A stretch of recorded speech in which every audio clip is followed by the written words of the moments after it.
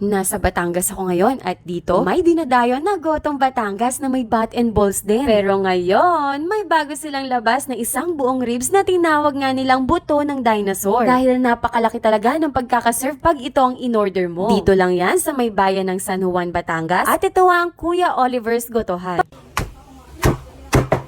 At ayan na, makakakain na tayo ng pork ribs Gotong Batangas na may napakalaking ribs, balat, goto, pati bat and balls, syempre meron din. Kaya tara, kain na tayo!